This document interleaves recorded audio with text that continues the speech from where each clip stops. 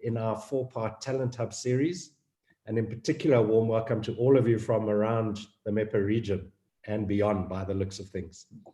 I'm particularly excited about today's session on engagement and performance management. We had a great turnout from our first series in the Talent Hub. This is a 4-part series, and this is the second part, which focuses on engagement. We've got such a fantastic lineup of speakers, as well as an opportunity, which we all like to do as EO members, to engage with each other from across the region in our breakout sessions. I'd like to encourage all of you to please post your questions when our guest speakers are speaking. Post them on the chat, and between Jackie from Mindcore and myself, we'll try and get answers to your questions. Before I move on and pass on to Jackie, I just want to let you all know that the Talent Hub would not have been made possible without our strategic partner, Mindcore. Mindcore is an EO member company and a leading executive search, recruitment, and consulting firm, and have created the content for the Talent Hub and have been instrumental in facilitating our sessions. So a big thank you to them. And we're also grateful to our other strategic partner and EO member, Penguin, who are a leading integrated marketing agency in Johannesburg and have provided us with all our marketing and comms for this session. Without further ado, I'm going to pass on to Jackie Launder from Mindcore, who's going to provide us with a quick recap of what we covered 2 weeks ago. If you missed it, we do have a recording of the session, and we'll be recording today's session as well. I know a couple of you wanted some of your staff to listen in to this. Because it's interactive EO sessions, we'll only provide the recordings of the speakers to you that you can share with your teams afterwards. And yes, without further ado, I'm going to hand over to Jackie. Jackie. Thank you so much, Joss. Good morning, everyone. Very excited for today. As Joss said, we've got a tight-packed agenda. Just to check in terms of where we're at, last week or the previous session, we covered a couple of areas around selection, and the whole focus was around selecting your talent and building a strong base from a culture perspective and the type of people we're attracting into our businesses and retaining into our businesses. The focus there really was around building competitive edge through the talent that we bring in and the type of culture that we're wanting to create within our environments to create sustainability and growth. This week really builds on that, and we've got 2 fantastic speakers that we're super excited about, taking us through the engagement of once those foundations are in place, what do we do now? And really the focus being around how do we engage, how do we develop, how do we measure, and how do we get people to commit to the purpose of the organization? So our first speaker today is Rob Brosen, the co-founder of Nando's, who's really going to take us through the process of getting people committed to purpose and driving that engagement around that purpose, especially with the new workforces we've got entering the market from all over the world. And he's going to share his views and insights around what they're doing globally. Rob is a very interactive speaker and would like a lot of questions, and we're going to interrupt him and stop him so that we can keep the conversation going. Just from a hygiene perspective, we're going to start off with Rob till about 8:30, and then Italia Bonanelli from Atavo Consulting, many years as well as an executive within the global and listed market, but as well as having her own executive coaching business, is going to take us through driving organizational performance, and I'll tell you a little bit about Italia a little bit later. Then we'll have a break for 10 minutes, and then we're going to do our breakout sessions and plenary feedback as we did last week. So with not much further to say at this point, because we want to get started, let's get busy with Rob. Rob, I'd like to hand over to you. Thanks, Jackie. Thanks for having me on board here. Thanks to Trevor and to EO. It's a great organization. And yeah, I think I'm looking forward to the session. So you know, really, as I said to you in some of the chats we had before, just I really want to keep it interactive and understand where you guys, you know, what you guys want, and really have a open kind of forum session in terms of what we're doing, and just be very honest. If I can't answer the question, I'll bullshit the answer, and I'll leave it up to you to decide what's a bullshit and what's not. But you know, core to us, core to Nando's from the beginning, when we were founded, which was in 1987, we've always been a very people-centric business, or tried very hard to create a people-centric business. And so, you know, employee engagement, we believe from right at the beginning that it's the people that make the chicken. And, you know, most marketing textbooks will talk about what the customer is king. And obviously the customer is hugely important, but we really believe that our employees are more important, because if you look after your employees properly, they will look after the customers properly. And often people forget that step, and you think, well, you just got to really do everything for the customer and at the expense of the employees. And we learned very early on how you know, to also how important employee engagement is also in terms of your social responsibility.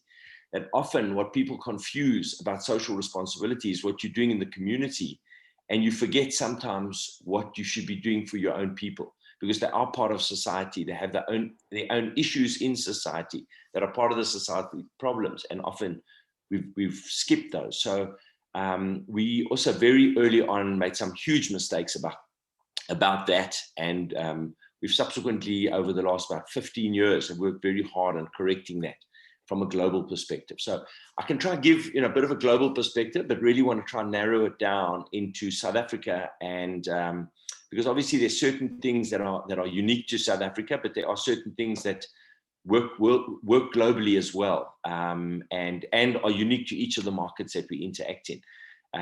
But I mean, I'd like to keep it more from a Southern African perspective. And I think that my kind of view on that, my overarching view on South Africa and Southern Africa basically, is that we actually don't realize sometimes how good we are and actually what we've got. And there's a lot of belief in ourselves that we sometimes overlook. And you know, we operate in 23 countries, and I can tell you that operating in Nando's in South Africa is one of the hardest challenges of most markets. I mean, every market's got its challenge, but South Africa is exceptionally challenging right now. And so executives, you know, grillers from top to bottom, operating in the South African environment is particularly difficult. And you know, our operators, they stand head to head with the best in the world. And often we as South Africans don't believe in our own ability. And even from a government point of view, we tend to think how useless our government is. And I haven't got much faith in government at the moment. But I can tell you, I haven't got much faith in government anywhere in the world. There are very few countries that we're operating in where you can actually rely on government and politicians. So you're on your own, basically. And we mustn't forget that somehow South Africa does get things done. And we actually live in a magnificent country with huge opportunity, huge potential. And that potential is through the people and the people that you engage with every day. So that's my opening, Jackie. I don't know if you want to throw anything at me, and let me you know, answer that. And any questions, please, guys, throw them. Yeah, I mean, Rob, I think a lot of people are battling with the focus of engaging the cultures and engaging organizations and the complexities with which organizations are being faced, especially in these times. I mean, business is tough enough as it is. But I think with getting the new workforces in, as well as the new types of employment where people are interim and they're coming into your organizations, but you're not in the physical space, and how to drive that engagement with them and how to survive and still have that market share and productivity within the environment is a key issue.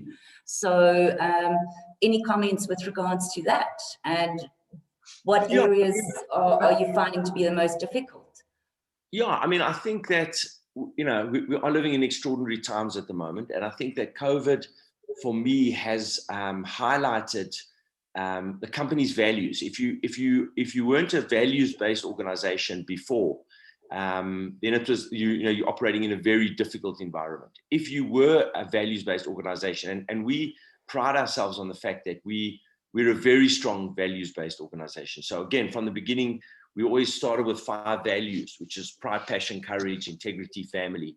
With 5 values we put in, which is not very overcomplicated. I mean, they're basic values that you would, learn from your grandmother, basically. Pride, passion, courage is stuff that we spoke about from day one. And we never wanted to be just a regular organization. We wanted to be an organization that transcended beyond just selling chicken and chips. I mean, we knew that the restaurant business is so difficult. And you needed to create a much bigger vision and a much stronger purpose. So we've always been a very values-based business and with a very strong purpose. And that purpose is, really manifested in how we change our people's lives. So it's selling chicken, but using the proceeds to sell chicken to change people's lives. But at the same time, in people's lives, it's got to impact the bottom line. It's got to be good for business. So we've always had that kind of circle in changing people's lives, but at the same time, good for business.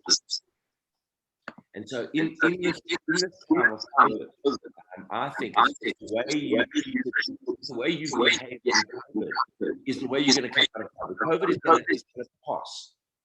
There's no question in my mind it's going to pass. Just a question of how long it's going to take. It might take another year, let's say, or 6 months. But if you've behaved particularly well over this period, engaged with your employees based on the values and purpose in your company, then I think you're thriving. If you haven't behaved well, and a lot of people talk about purpose, a lot of people talk about engaging with your people, but the first bit of drama, they fired everybody on their staff, or immediately culled 50% of their force, not understanding exactly what the impact is. And it's not easy. I mean, I'm not for 1 second saying that living your values is an easy thing. When COVID hit us the first time, the first wave, we had about 3 months of cash flow left in the business. So it was an incredibly stressful time for us because restaurants were closed. We operate predominantly company stores, or a lot of our estate is company stores. We're the biggest company store restaurant base in South Africa, and we run about 150 restaurants. So they're all our employees, and we took a view that we're paying everybody over that period, and so we literally had 3 months worth of cash flow. So it gave us an opportunity to live our values. As shareholders, we could easily have just run and said, look, we've only got 3 months left. We're going to keep it for our own needs and not worry about the kind of people in the business. But we thank God we didn't. And I think COVID actually was a hell of a good experiment in terms of how deeply you lived your values and how deeply your employees read that and appreciated that. So, it's tough times. And I mean, we've just gone through a second wave now from a restaurant's perspective, which also fucked up. It's living with those values and purpose. And if you haven't got a purposeful business today, and by purpose, I'm saying you've got to have a much higher vision than just running a business for profit. People sniff out very, very quickly whether you just like a pure capitalist, you want to just make as much money for the shareholders as possible, return as much profit as possible, and rape and pillage the world. The youth today really, really understand what it is to work in a business that truly talks about purpose and truly delivers purpose. And it's not, you can't bullshit with social media today. There's so many things that can pop up. And I mean, we shit ourselves every day because we try with the best intent to run a lot of our programs as honestly and as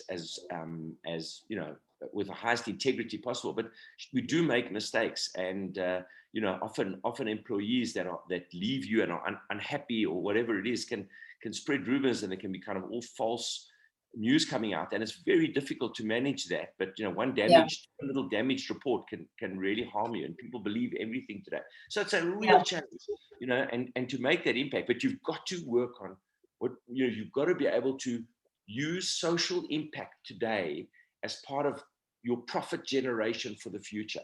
So whatever you do in terms of your programs that are good for your employees, that are part of employee engagement, good for society, if you can achieve that, and at the same time, that feeds back into the DNA of the brand that ultimately creates a better profitability.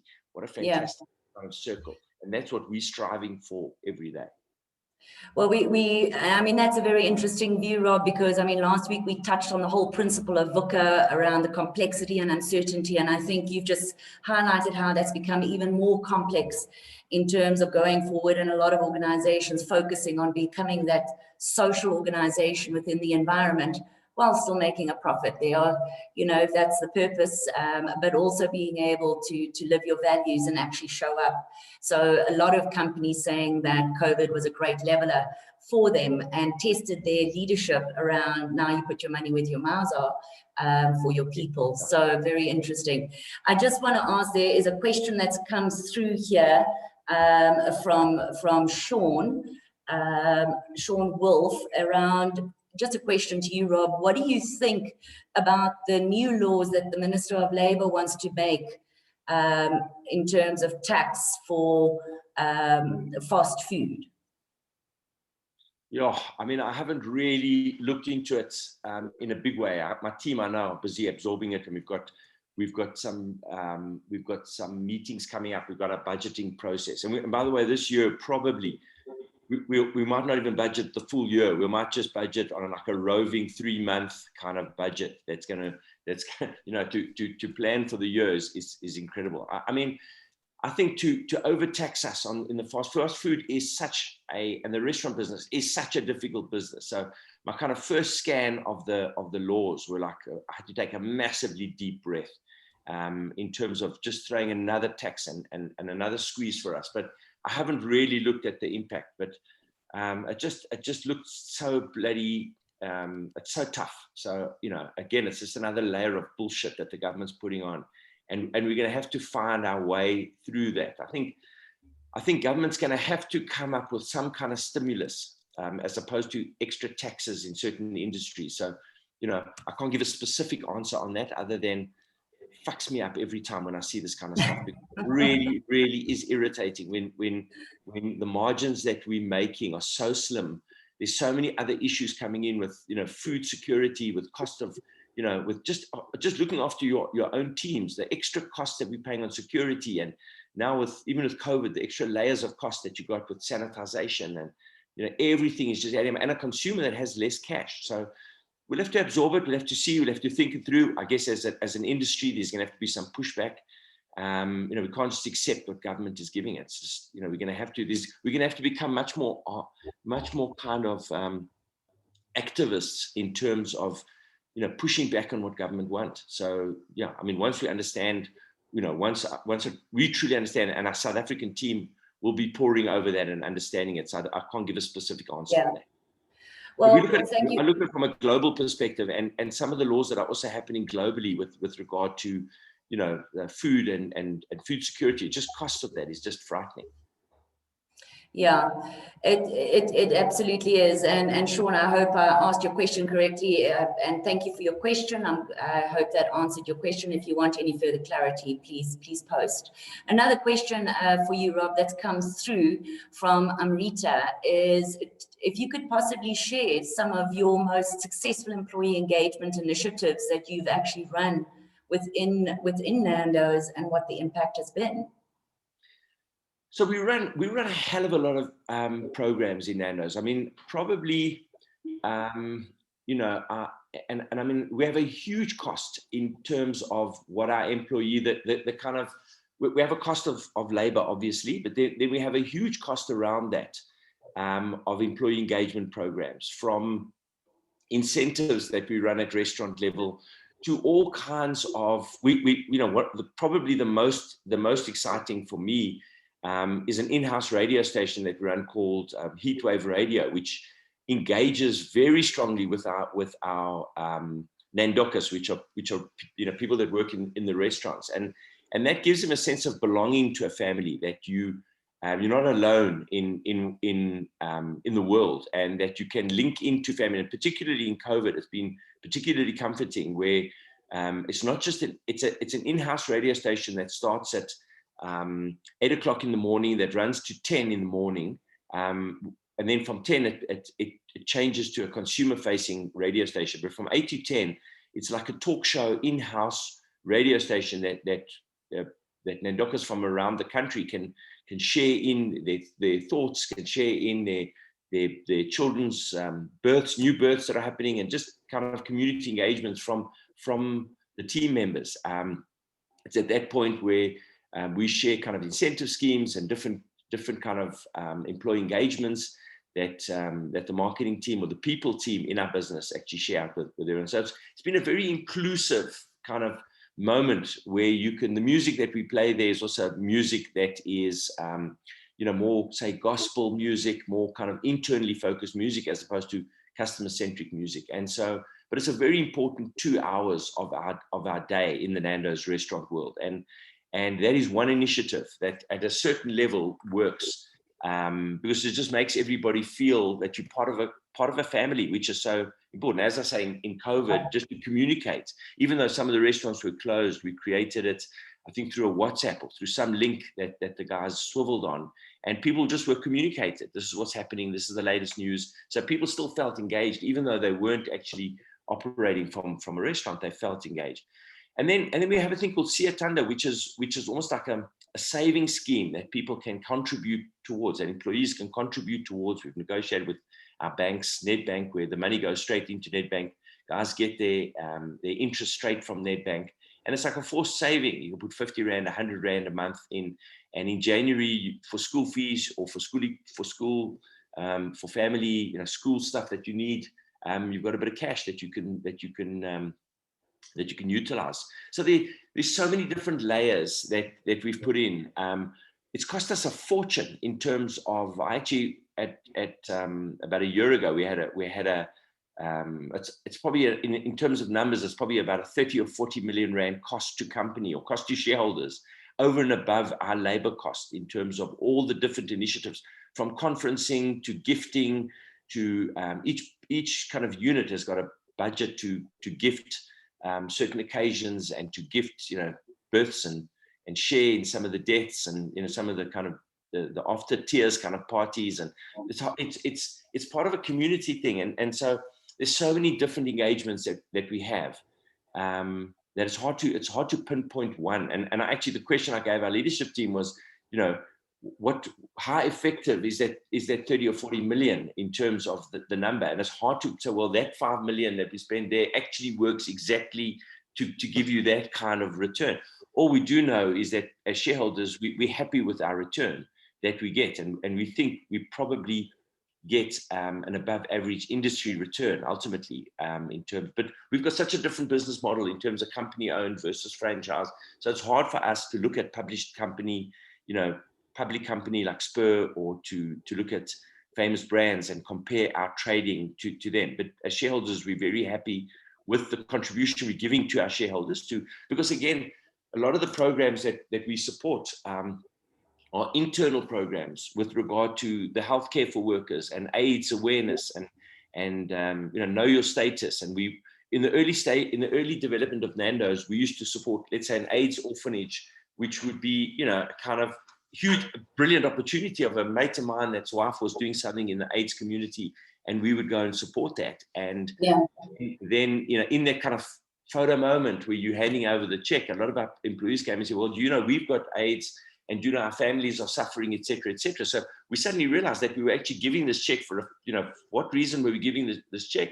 But we weren't looking after our own people. So we started bringing programs in with AIDS awareness and AIDS programs and medication and medical aid, a certain layer of medical aid to everybody in Nando's, and all that has a cost, and it has, it has a benefit. But often, people that you look after the most are the ones that hurt you the most in terms of moving on, leaving. But you can't do it for the people that are hurting you. You got to do it for, as shareholders, what you think is right, and as the leadership team, what they think is most effective in terms of impacting your employees. But it's a massive cost. But we truly believe that it's a massive investment in our people, which is our biggest asset. Our biggest asset is people. Well, absolutely. And I mean, they're the biggest users of your brands. And like every family, it's messy, right? Yeah. I mean, and it's important, that's an important part, Jackie, that you mentioned. I think that every and we don't have to say we're in the fast food industry. We're in the fast casual industry. We're not quite fast food. We don't see ourselves as being fast food, we see ourselves as being in the fast casual. So we do have eat in, and you can, different models around the world, but South Africa is a hybrid of it all. And one of the things we look at from a global perspective, because obviously a lot of our Nandokas are part-timers, particularly in places like London, where you've got a lot of Europeans coming to work at Nando's, want to learn English, and Nando's has put we've got quite a strong kind of network of people that want to join Nando's, because it's a lovely company to work for in the UK particularly, and very welcoming to Europeans.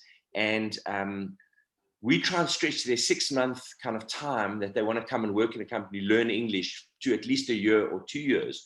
So we do a lot of programs there, very different to South Africa, but our employee engagement there is around, parties and a lot more kind of much more interaction with a completely different youthful crowd. Yeah. But part of the people that are leaving us, and this is a very, very important part of what we believe in, the point that you made, is that they are part of the Nando's kind of diaspora post them leaving, and you want them to be happy. You want your employees as best as possible to leave happy.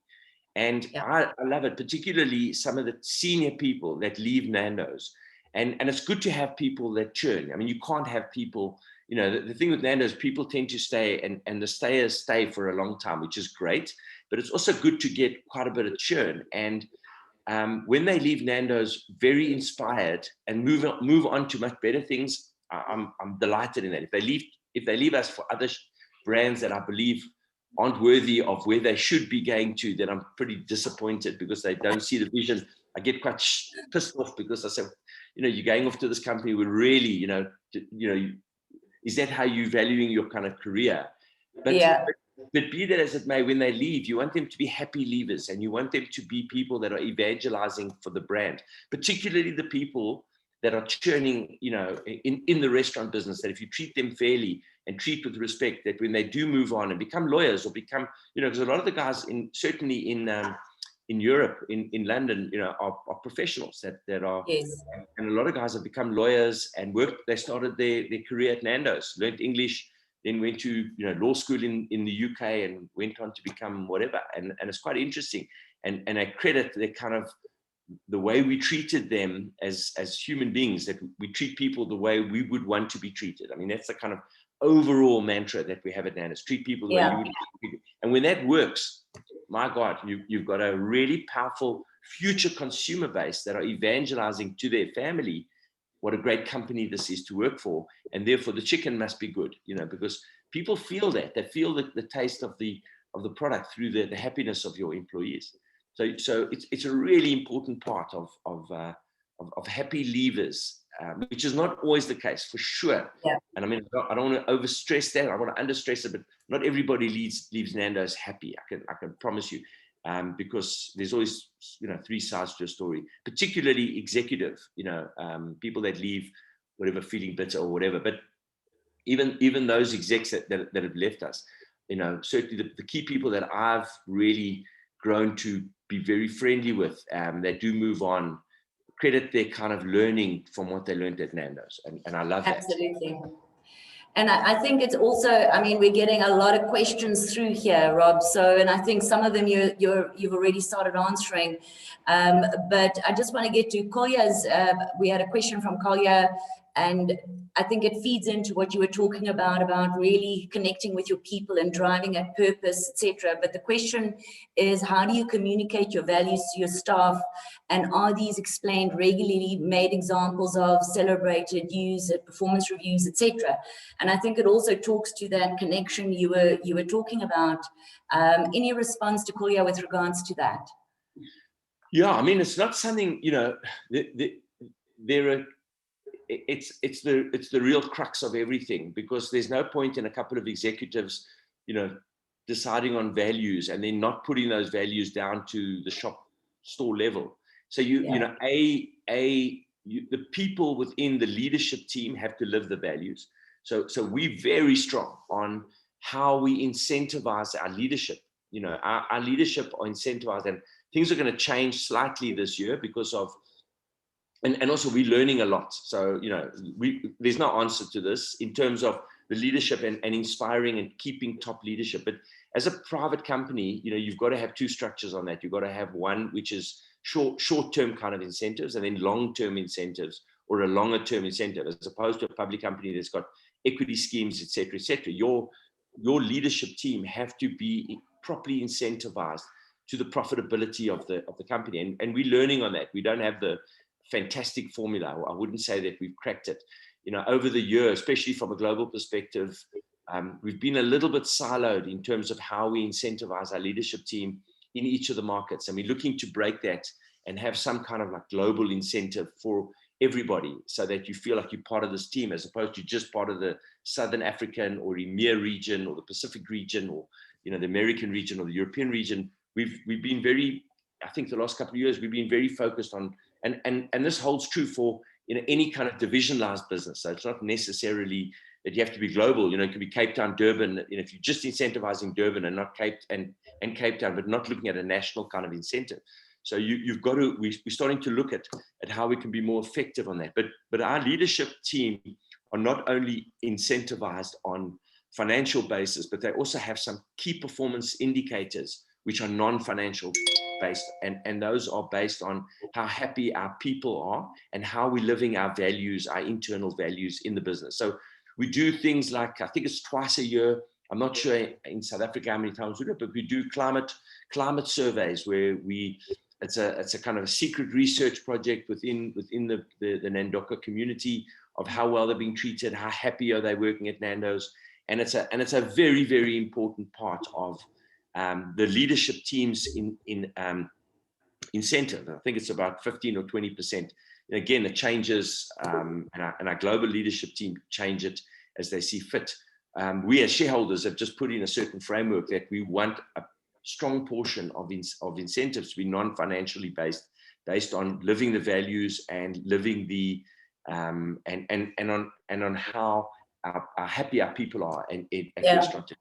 So that's the first thing. I mean, your leadership team have to walk the talk. There's no, you can't say, well, we're going to put values. You put those values. I hate seeing values on the wall of a company, because you feel like you've got them as you walk in. These are values, but are your people in the warehouse actually living those values? The way we implemented it, and again from a global perspective, but I put it into a South African perspective, we worked on a program called the Compass program, which talks about our values. It talks about our 5 values. It talks about how those 5 values are interpreted. And then we put those values into action through various ways. And they continually reminded, everybody's continually reminded on what the values stand for. There was a program in South Africa a few years ago. Again, I'm not sure. I don't think we've been running it for this year, but it's called Values Friday, where every Friday, everyone had to wear a shirt that reflected the value that was more important, that they felt was more resonated for them. And we continually talking about those values, and people are being measured continually about how they live the values, particularly the leadership and the regional management. And so they're all aware, everybody's aware, but we didn't put those values, yet we created those 5 values from an early on. As I said, they've been at least 30 years old, but they've been interpreted by the people as to what's important to them globally. So the Malaysians would say, what does courage mean to them? And they would interpret courage as, in a Malaysian context. And in South Africa, we would do the same. And so that was built from the bottom up. It was a program built from the people, but within a framework that we put. So, again, that's how you get it into store level. It's got to be, and it's not something, again, you do it once, no silver bullet, and then you say, well, in a year's time, we're going to review it. It's got to be continually talked about by the leadership team and lived and reflected and on. And we, at one stage, we took one value away in South Africa about 15 years ago. The company was going through a particularly difficult time, and the CEO at the time decided that family wasn't a value that he would like. That he thought family was a bit of a value that was counteractive to building the Nando's brand in South Africa, and he withdrew it. And just it had a huge impact in the business. And we had to, the global guys forced the South African business to put family back, but they had to deserve it before they could put it back. And it was a huge mistake. So it's like lived in our DNA, our values. It's like an incredible thing. When I go to London and at a conference in London, those values are driven so hardly at the content for the conference. Conference in South Africa, same. Those values are driven, but deeply. And that's what I say, when COVID hit, we had like a values thing that as shareholders we could live by, which was quite exciting. It was fucking scary. I can tell you, I shat myself. The first 2 weeks of COVID, I have never felt so vulnerable and so insecure in my life. Yes. But we just knew we had to behave in this particular way. It was like no choice. You had a choice. For sure we had a choice. Okay. We had choices, but we had no choice. Yes. Like if we didn't behave in a particular way, like 30 years of the business gone down the drain. And it was so comforting to just follow your heart, Yeah. And I spoke to a few mates, over that period, and the one guy I've been mentoring a little bit on purpose, and when I phoned him up to sit, I wasn't in a position to talk to anybody, give advice to anybody for the first month. I was trying to deal with my own kind of insecurities. But when I popped up about it, I said, and I phoned him and I said, how did you? And he said, well, he fired everybody. I said, well, there goes all the investments in purpose. And it's a punt I want to give to and he didn't ask for this, to Trevor, okay, on Mindcore, and you, Jackie, as well. But it's a natural thing, but it's how you employ people. It's part of the values of a company and part of purpose has got to be your employment from the day you employed people. And again, this is not something we did from the beginning. We've employed a lot of wrong people, and we still employ the wrong people today. I can promise you. Not everybody's perfect, but if you don't employ people that share your values and share your culture and share your purpose, okay, and then train them for the skills, you really, you're doing yourself a disservice. And I think that you've got to be very deliberate on employing people at every level. It's not to say even at store level, most importantly at store level, you've got to employ people that share the values and that you can work with and that have a certain values. And you need to have your, a certain kind of checklist that when you employ people, when I started the business, and all I can thank God is that I'm not leading the business today over this period. I would have been we wouldn't have a business if I was leading the business over this period. You need process and you need professionalism, and it has to be done in the way. But when we recruited, like I just recruited mates of mates, and like I would just, like shiny eyes, I'd say pull in, recruit.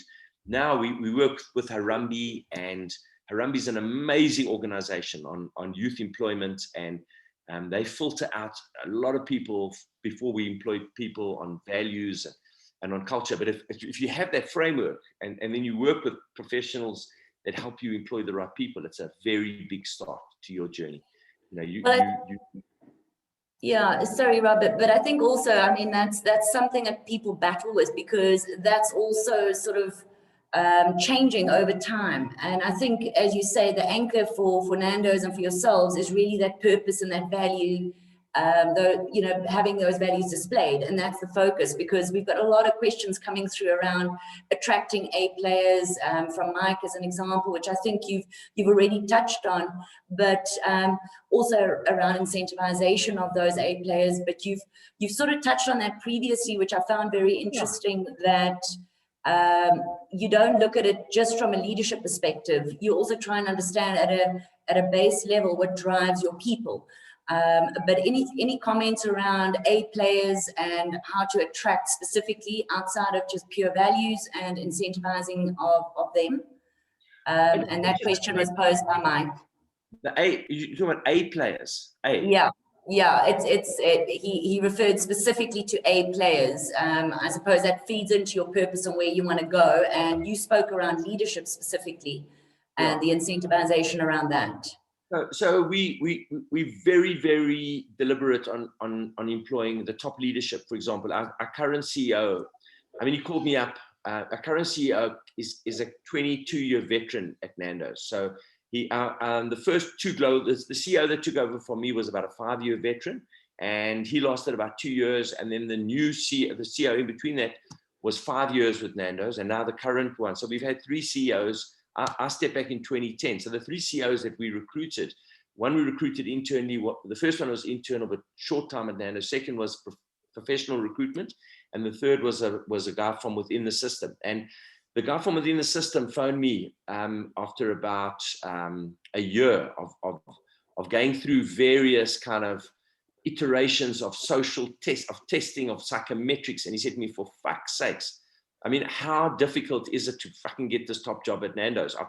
You fucked me up from every level, because we've put him onto every kind of psychometric, because suddenly we became clever in terms of psychometrics and all kinds of tests. I mean, the oak was stressed out of all his head. And it's a combination of both of those things, because we could have lost him. You know, there was a point that he turned around to me and said, because we were evaluating him against the range of other professionals that we looked to recruit from outside. So we employed a recruitment agency, a global headhunter, and they went out and looked to recruit on a global basis. And the first thing we wanted was values and purpose, that the person really understood it. But a lot of people put that down and say, we understand it, we've done it for this company, we do it for that company. Yes, we get it. Okay, and but do they live it? Is it really? Yeah, they don't live it. Yeah. And you're coming into an organization, you've got to feel it deeply in your blood and in your bones. And so it's quite difficult sometimes to recruit externally from people. So, but then how do you incentivize them? You know, you've got to have a short-term and a long-term incentive for them. Any top A player is going to want to have some kind of reward, and you've got to be very careful that you're rewarding for the right reasons, that you're not just rewarding financially. So we have, again, non-financial and financial, but it's also based on, you know, we value add to the company, that they can't just come and understand. And we have made a lot of mistakes in this area where people come in, spend a lot of cash, a lot of assets, grow the business, but actually don't grow the real essence of what the profit, where profits are made in a company. And you really got to understand where the profits are made, where, you know, what are your profit drivers. And so there's no point in just franchising, and that's not really a profit driver or a value creation. So you've really got to understand your business model when you incentivize your top leadership. But you've got to, you know, again, recruit properly, you know, and then inspire and incentivize them, which is aligned with values of the shareholders. Exactly. And I mean, being the type of business you are, I think that's also quite difficult to drive because it's so distributed and all over the show. Yeah. And that talks to a question that Ricky also raised here in terms of getting those employees, even at a store level, to really, really care about the customer and the type of service that they provide. And I think you sort of touched on that in terms of the leadership and pulling that down. But I mean, how do you manage that and ensure, you can't ensure with everyone, but again, it's how people are treated in the restaurants, how we treat our own staff in the restaurants, how we incentivize them. There are incentives, there are different games that we play. There is financial incentives for the restaurant, for different tiers within the restaurant. And you know, you've got to have a certain discipline in a restaurant. So it's very highly disciplined, but at the same time, you've got to make each member of the restaurant feel like they're part of a family. And you know, sometimes the best things that happen in a restaurant are people leave the restaurant and then go join another brand and then come back and feel, you know, what we actually gave them as some of the things that were comforting, that weren't naturally always felt when you join a restaurant. You know, that wasn't necessarily in your back pocket, but Nando's did look after you at a certain layer that you didn't quite understand exactly what that meant. So you can, for example, feel that, you know, took home, you know, I don't know, 3,000-4,000 Rand, but ultimately, you know, Nando's did care for me for this, for that, and they didn't quite feel that, but when they were in shit, we were there for them, whatever at the store level. And I'm not talking about, you know, I don't get calls to say, can you support a guy that at, you know, Lenasia store is in a funeral or needs some help.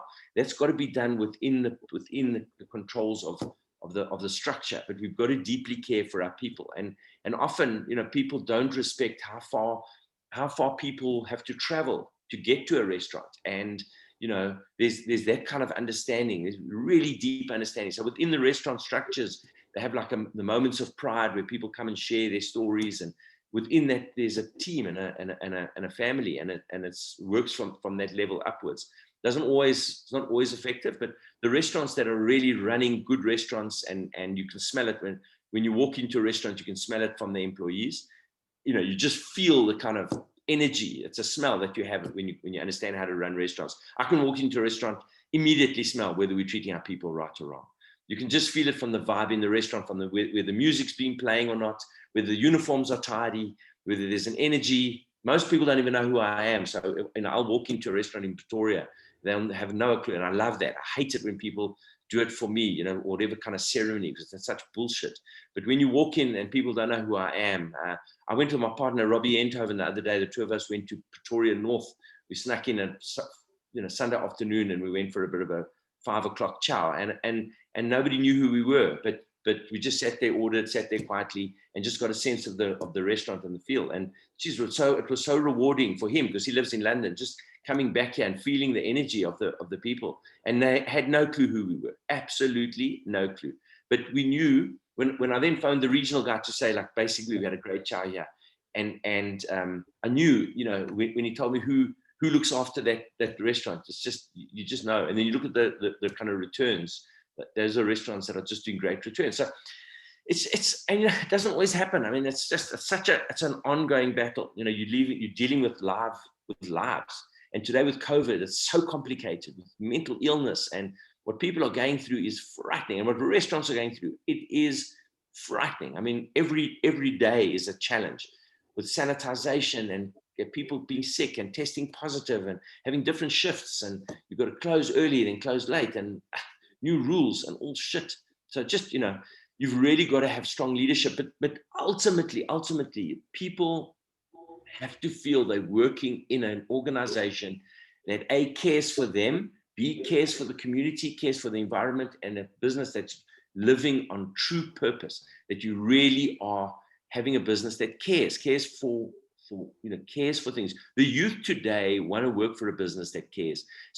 Different, you know, our kind of research has shown that people have different, you know, focuses. So you'll have people that are interested more in the environment and what is Nando's doing for the environment, and people that are living with animal welfare. You know, and there's so many things that you've got to be attentive to. I mean, you can't do everything, and you're not going to save all the world's problems within one environment, but you've got to be starting a journey in all of those, unfortunately or fortunately. And I say fortunately, because one of the things that I think is the saddest thing, and I've had a lot of chats with a lot of corporates, because a lot of corporates are very tired of what we call donor fatigue. And it came through you know, one of the questions earlier on taxes.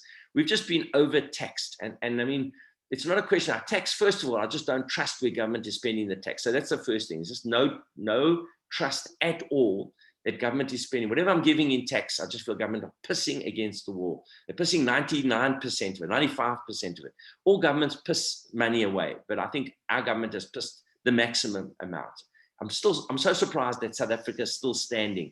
And yet it's incredible how resilient the people, the middle of South Africa is. I mean, if we weren't that resilient, South Africa should have fallen over. If you just listen to all the shit that's going on with the Zondo and all the shit that's coming out with corruption, the fact that we pay tax and where that money went to, and how it was so pissed, you know, just angers me.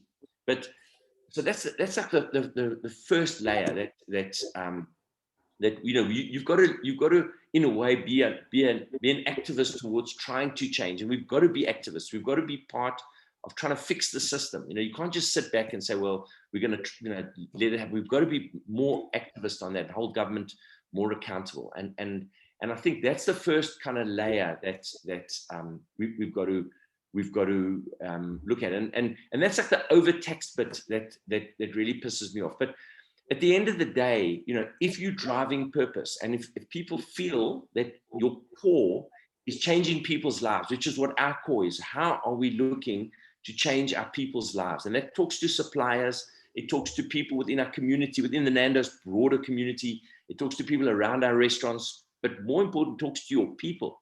That if you're really looking after your people in a way that makes them feel important, they will look after your business. And the more they look after your business, the better the profitability with the business. You are going to get disappointed. It's not to say that it works perfectly. It's not to say that every time it works, but if you can get that formula right, And so that donor fatigue, when corporates say to me, we're just so pissed off with paying this and paying that, most of it, they're paying because they want that photo opportunity, or they're paying it because they feel good about something. And I'm not saying there's anything bad in supporting an AIDS orphanage, an important thing. There is a layer of it that you must do. But if you can do social, if you can find a social problem that can enable your business to react better, you don't have that donor fatigue. So you know, we don't have donor fatigue. Within our business, we're inspired by the projects we're doing in the communities that we're operating, as opposed to donor fatigue to those projects. But we're very active and hands-on in those programs, and they come back into the business. They feed back into our business. So we support art and artists. We support the creative community. You know, we're supporting now the uniform. They're going to start manufacturing global uniforms in South Africa. So we're going to be supporting the textile industry in South Africa. We're supporting Constitution, the Constitution of the country. We believe in the fact that our Constitution that we have is one of the best constitutions in the world.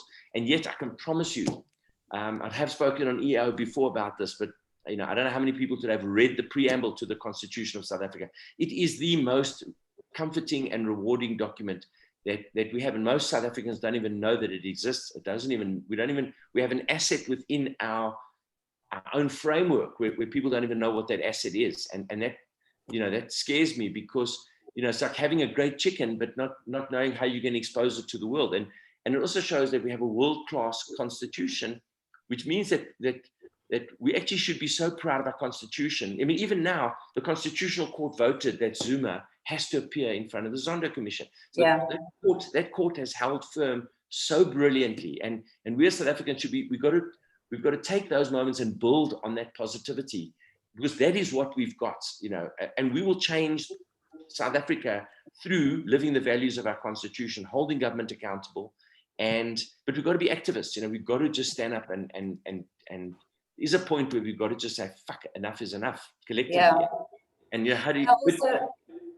Sorry, Robbie, but I also think, because we've got about 5 minutes left, and I know that you've got a hard stop, but I also think, to your point, it talks to the resilience, and as you said, the values and being able to stand up, which your example of the restaurant, for sure, you were able to go and experience it and feel it. And I mean, that's just amazing. A lot of questions coming through from values. I obviously can't go through all of them, and I think you've covered some of it. But the one question asked by Sean as well here is, we've spoken around the financial incentives, but he's more interested in, what he's asking is, what do you think are the best non-financial incentives? And you've covered some of it around belonging to a family and so forth. But how would you answer that? I mean, I think a lot of that has to be measured. So things like climate surveys are very, very important. Climate surveys in your organization, you know, really from grillers to cleaners to every part of and not everybody, but within a certain, you know, you've got to have like secret surveys. You know, it can't be surveys where somebody talks and then they'd be punished for it. So you've got to create a climate in the organization of trust, that people can talk, but there are times where people feel, you know, that they'd rather do this in a quiet way. And so climate surveys are a critical part of our kind of measurement of how those non-financial incentives are working. And then we also do external evaluations of our Changing Lives program. So we have a program called Changing Lives, which is impacts, like, for example, our farmers in Mozambique that are growing chilies for us, the peri peri. And I see there's a question here, what's my favorite sauce? It's the Nando's extra hot sauce. I'm an extra hot eater. They sent me some chilies from Mozambique the other day. Fucking blew my head off. But we've got a program where we support farmers, and we have an external evaluation company that will evaluate the depth that we go to help the farmers, because there's no point in paying them an extra $1 or $2, but how's that dollar actually manifesting in their lives being changed? So they're Changing Lives programs. So each of these can really be unpacked and spoken about for hours, but you need to have programs in place based on your values that are measured, that when you sit with an executive and you say, well, you've achieved your financial aims, let's have a look at your non-financials, which is, you know, how happy are your people and how have your programs performed. It gets them to focus on a rounded kind of return. And we as shareholders are happy that we've invested in those programs. So, you know, we don't mind getting lower returns. Certainly for the first 10 years, we've taken a very strategic view. If it's got to take another 5, we don't care, because it's, as long as we can measure the impact that we're having, we prepare to continue with those investments, because it's impacting the community. And it's that social kind of impact and social entrepreneurship that's so important to purpose today. Absolutely. We literally have run out of time, and I was asked just to keep it very tight. So, Robbie, for me, really, unless there's any other questions, I mean, what really stands out is having those values and that purpose, and really living it on a day-to-day basis, and also admitting we don't always have all the right answers, and we sort of figure this out as we go along. I think organizations from a purpose perspective are really struggling. I just want to open up to the group if there are any more questions. I know we haven't covered everything, but I know that Robbie's got another meeting he's got to go to. So anything else from anybody? Just a very quick one from me, Rob. How tough are you on people who don't live the values, and how would you go about that very briefly? Me personally, I'm very tough.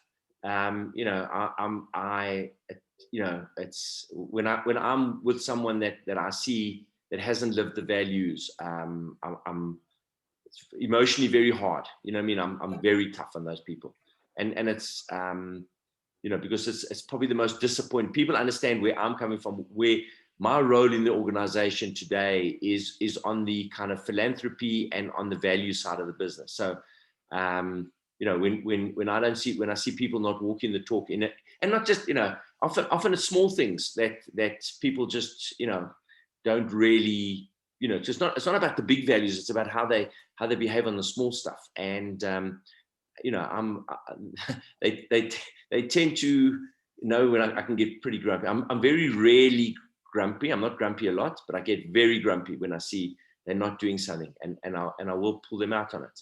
So, but you know, I don't employ. I have very few people reporting to me today, so I've got to be very careful. I can't just fire somebody or pull somebody out and demotivate somebody, you know, but I would share that with them, and then share it with whoever they report to, that I don't believe they're living the values.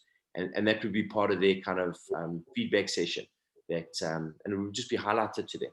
So it'd be discussion. I mean, I wouldn't fire. I'm not the kind of person who walks into a restaurant, fires everybody, and then says, you know, that's not me. If I walk into a restaurant that's really not doing well, and it's happened often, I will just talk to the leadership team. You know, I mean, I'm not gonna throw my toys out at that moment. You know, that's not who I am. I don't chuck things off the smash tables and chuck bad pictures off the wall and stuff like that. That's not me. I'm much more gentle. But I think in a way, sometimes that gentleness, when I do share my unhappiness, it affects people worse sometimes. I think, I don't know, but it's just who I am. Yeah, guys, I have to go. So much. I have to go. I'm so sorry. Thanks, Jackie. Thank you very much for your time. And thanks, Josh.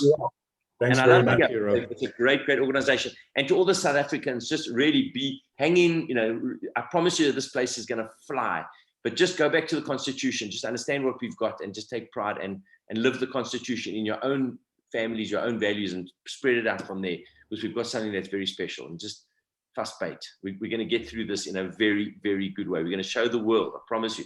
Even those people in Portugal, we're going to show you what South Africa and Mozambique can show the world. There's real values here, and we're gonna shine. I promise you, we're gonna properly shine. That's what I ask you. Thank you so much, Robbie. Thank you very much. Yes, thanks. Pleasure. Bye-bye. Ciao. Bye. Cheers. Okay. So thank you so much for your engagement, guys. I mean, absolutely some fantastic questions coming through. I'm sorry that we couldn't go through all of them, but I'm sure if you've got something very specific for Robbie and you wanted to drop him a note or get in touch with him, I'm sure that he wouldn't have any problem responding to you. So again, thank you very much for the questions and the engagement. And I do hope you enjoyed that. Going through to our next part of the agenda is really going to be with Italia from Itava. And as I mentioned to you, she's going to be presenting to us really what it is and what driving organizational performance is all about and how that's changing in the world. There's a lot of questions that have come up from the members with regards to, you know, performance management, metrics, incentivization, culture, values. And as you can start seeing the picture forming as we're going through this learning series, it's a very systemic and very tightly knit ecosystem. The one doesn't necessarily exist without the other. And I think with Robbie especially, values and culture and leadership is critical.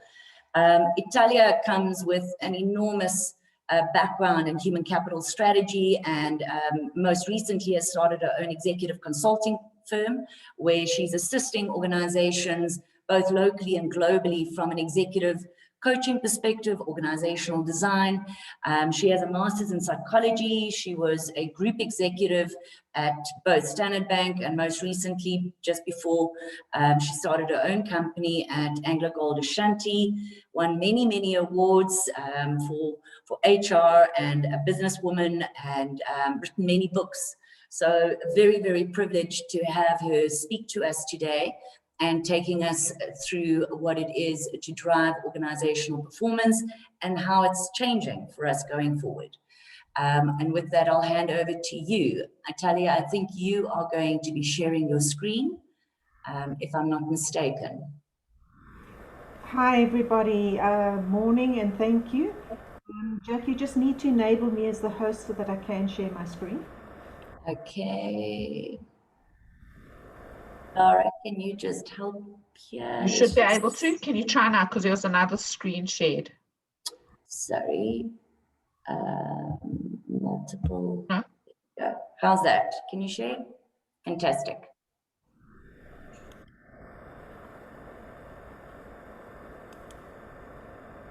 Okay. So when I get asked to talk about performance management, I always hesitate because I think the perception most people have about performance management is the set of forms that you complete at the end of the year. And it's definitely not that. I think you've got to look, as Jackie said earlier, at things systemically. It's got to be aligned to the business strategy and purpose, but also you need to understand that it's got strategic, structural, and cultural elements. And certainly Robbie gave us a lot of information on the cultural side of driving the performance in an organization. So I thought what might be useful in the limited time that we've got this morning was just to discuss some of the new trends that have emerged over the last 2 or 3 years and some that have emerged in the post-COVID era. So one of the best practices that I'm seeing globally is really a complete switch from a performance appraisal system that was so focused on the forms at the end of the year, and, you know, arguing about what rating you put down, and then HR intervening to try and smooth out the rating so that you would achieve this normal distribution curve, etc., which meant that the focus was always on the wrong things, in my opinion. The new trend is really to focus on the goal setting up front.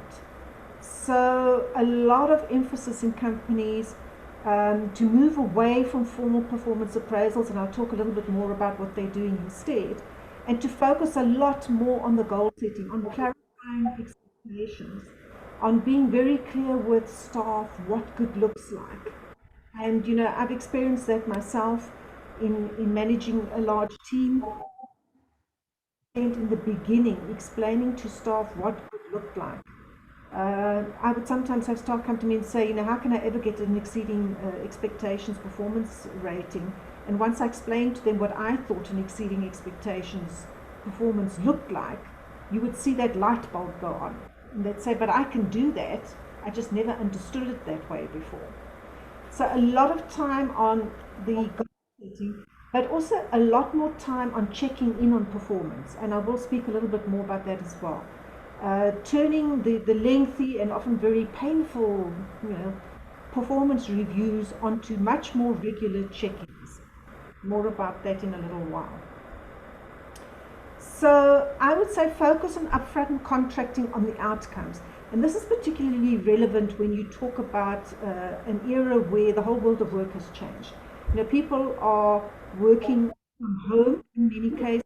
When they are working in the business, the amount of pressures that they're on, the whole way we're working is changing. And we've got to focus, rather than on a set of actions and to-do lists, on how people are adding value. And I always find it's useful to ask 4 questions, kind of, what is the business problem you're trying to solve? What initiative are you taking? What impact is it having on the business? And then how do we measure that? And I think once you've asked those 4 questions, you can quickly, work out where the value is and, what impact the person's having. It's also important that the strategy of the business is clear. So sometimes when I go into businesses, what I do is a quick test. I will go to 2 layers below the executive, which is usually somewhere in middle management, and do a quick survey and ask them to describe to me the strategy of the business in 4 or 5 key drivers. And what I've always found interesting is that depending on how well the strategy has been communicated and cascaded down the business, I can sometimes get as many versions of the strategy as people that I ask. And that's not very reassuring, because if everybody's interpreting strategy in a completely different way, I'm not sure how you get organizational alignment and get everybody to work in the same direction. But the other key thing is to understand the value drivers and the value destroyers. So I do a lot of consulting on remuneration design, and I've seen businesses where they've driven incentives that have produced completely counterproductive behaviors. You incentivize, for example, your sales force to sell more vehicles, and they sell more vehicles, but then when you look at how it was achieved, and I'm talking about a particular company who shall remain nameless to protect their reputation in this case, they had given their sales staff the option to give discounts on some of their vehicles. So the sales force did what humans do. They gave discounts on all the vehicles to the maximum. And yes, the company did sell more vehicles, but their profit margins certainly didn't show an increase in profits as a result of that. So we need to understand the value drivers and the value destroyers. And again, I think the amount of time that we spend with our managers understanding what really drives value in the business will pay dividends. So a second best practice is looking at this goal alignment cascade. So if you look at Seagate Technology, they decided that there was some actions that they could take just to address the common stumbling blocks, whether this is overlapping accountabilities where you've got more than one person who thinks that they're accountable for the same thing. So I remember in the one company that I went to, after looking at the cascade of the goals, I had to say to the CEO, well, I can see potential here for huge internal politics and conflict, because you've got 3 people all thinking they're driving the same particular project. And also be prepared that on this particular part of your strategy, nobody in your team has got it in their KPIs, so you'll be solely accountable if this thing doesn't work. Simply because there had been no real checking back as to how all these KPIs that we, in some cases it seems almost individually set without reference back to the main strategy work. So what Seagate did is they decided to do a goal alignment workshop, and what they asked the executives to do was to come and literally post their KPIs or goals up on the board, and then everybody could walk around the room and look at all the goals that had been posted up and see where the redundancies were, where the duplications were, where cross-functional relationships would determine the success of those goals. And then that enabled them to, in a sense, clear out the redundancies and make very, acute decisions around how to drive certain goals and where the cross-functional relationships were key to achieving that. But the other thing that I found interesting about what they've done is their performance management system allows goal transparency. So other than market sensitive information, like we're planning to acquire company X, which obviously you don't want everybody in the world to know ahead of time, they've posted their goals on the system, and everybody in the organization can see those goals. So that system displays the 5 corporate objectives for the year, and then the 4 to 7 aligned goals for each of the top 100 executives. So anybody, and in many of the companies where I worked, anybody in my team, in the whole HR area or marketing, when I drove marketing, could see my goals, but they've taken this a step further. They're saying that anybody in the organization should be able to see any executive's goals other than the market sensitive stuff. So the guidance here is to make sure that the goals that you're setting don't have those redundancies and duplications, to think very clearly how you communicate it.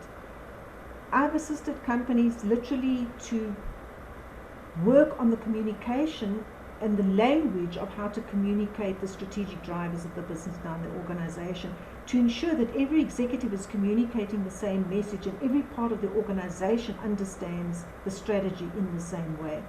And if you can get to a point where you have greater goal transparency, people understand how what they are doing every day contributes to the goals of their boss and to the goals of the bigger division, and then eventually to the goals of the organization. So another best practice is shorter performance cycles and much greater frequency of feedback. So I think already for 2 or 3 years this was happening, but in the post-COVID era this has become even more intense. Sears, which is a retail chain in the UK, they have done a whole lot of research, and they've found out that their staff, the ones that do best are the ones that demonstrate 7 cultural beliefs, which is pretty much aligning with what Robbie's been telling us. They want their leaders to demonstrate 14 leadership capabilities, and they focus a lot on the leadership capability of their managers, because they feel that the business is about the people, and if the leaders aren't demonstrating the right capabilities, then you don't have, the right impact on the people in the business, and then defining the value added outcomes. But what they are doing now is they're using a structured framework for thinking about how they're going to deliver this quarter. They've moved away from kind of setting annual goals and annual targets and only doing annual performance reviews, to focusing on how to get through this quarter and being very, very much focused on giving regular feedback to people on the progress that they are making. Adobe's moved also to a system of check-ins, and the check-ins are really a fluid two-way dialogue. And the whole idea behind check-ins is that it should be an informal format. These meetings should take on average maybe 15-20 minutes, and the 3 questions that you should be asking your staff member is, what progress have you made on what we agreed you would be working on in this quarter? How can I help? Managers must see their role as being very fundamentally about assisting staff to achieve, about removing obstacles to performance. So how can I help? Or if the person's not doing well, then this is the point at which you can provide instant feedback on what they should be improving on. And then what is planned for the next period, and how you're structuring that, and what help will you need for the next period. 3 quick questions, and I've used these questions with my own staff, but I've also even used it in some cases when I'm coaching people who are struggling with their boss to, in a way, almost manage upwards and report back to their boss in this way to help have the right discussions with their superiors. Obviously, serious performance issues might take a different route, because you can't do these quick check-ins if there's some serious performance issues that need to be handled, and these can be handled in separate meetings and with all the HR procedures in place, which are necessary. But the quick check-ins and the shorter time frames for setting goals is a very strong emerging trend in a number of successful companies. Best practice number 4, definitely looking at the people measures and the behavioral measures. So, PepsiCo saying we want our managers to focus on a whole bunch of issues, but we are going to measure their behaviors, and every people metric that they've put in is designed to be observable, because their feeling really is that the business is all about the people. So if you look at somebody and he's not creating energy and excitement around shared goals and values, then you will instantly know that you have a mismatch in terms of behaviors. While financial results are always important, financial results to a large extent are the lagging indicator. They look backwards. They show us what we've already achieved up to this point. The leading indicator very often are the behaviors that we're seeing in the business. Those are often the predictors of how the business is going to do going forward. Another area where I think there's a lot of emphasis is, and Robbie mentioned this, focusing on society, your contribution to society. I sit on the board of a FTSE 100 company that's listed in the UK, and certainly in the UK market, people are focusing on the ESG factors, environmental, social, and governance factors, in a way which was a nice to have 2 or 3 years ago, is now becoming an acute focus area, to the point that investors and proxy agencies and so on are saying that unless companies show their commitment to these factors, they're going to start rethinking their investment decisions. So what you'll see, and I certainly don't want to read everything that's on the slide, it's just to give you an idea, that the UK market practice is really to look at the ESG factors in incentive plans, and you'll see that companies such as Apple, Volkswagen, Barclays, and so on are all going in this direction, and choosing not all of these metrics, but choosing a handful, 2, 3, 4 of these metrics that are really, really important. So it might be community outreach. For mining companies, and the board of the company that I'm on is a mining company, they're looking at water efficiency and carbon intensity. They choose the factors that they want to focus on, and then they look at the behaviors inside the company that will drive these metrics. And they've seen a big correlation between the successful performance of the company and driving the right behaviors supporting this. The fourth area, therefore, I'm saying is to focus on the handful of people and behavioral measures in the individual scorecards that you think most strongly support your business. To have those 360-degree survey instruments, but it's almost, you don't want to take an off-the-shelf vanilla flavor one. You want to take a 360 instrument and tailor-make it so that it reflects the leadership behaviors and the managerial practices and the behaviors in the support of your company values, so that you are actually managing and measuring the things that support your business. And lower down, you can still have specific behavioral competencies for specific roles. So if there are staff that are customer facing, obviously customer service behaviors can still be used as part of the behavioral measures. So another new trend, well, probably a few years old, but again achieving greater prominence now, is really looking at how we train people to do performance appraisals.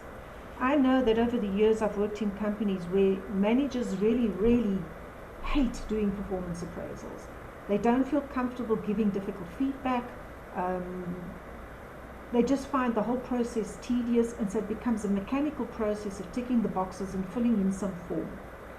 What General Motors are focusing on is step 1 and step 4. Step 1 in their training is really to confirm the employee's understanding of the performance culture, which goes back to that whole thing about how much time do you spend setting expectations up front in this process. And then, yes, they do spend time training the managers on how to use their rating scale. But the other piece that they really focus on is the quality of the feedback. The feedback on performance, it must be specific, it must be balanced, and it must provide constructive guidance, and giving managers skills on how to give this feedback. At one stage, when I was the HR director of Anglo Gold Ashanti, and we were going through major cost cuts, which included obviously at that point in time a squeeze on training budget. The CEO had asked me, with very limited budget for training, what do you suggest we should be focusing on for managers? And I said, if I could do only 2 things for managers this year, it would be a basic course on coaching skills and a basic course on how to have difficult conversations.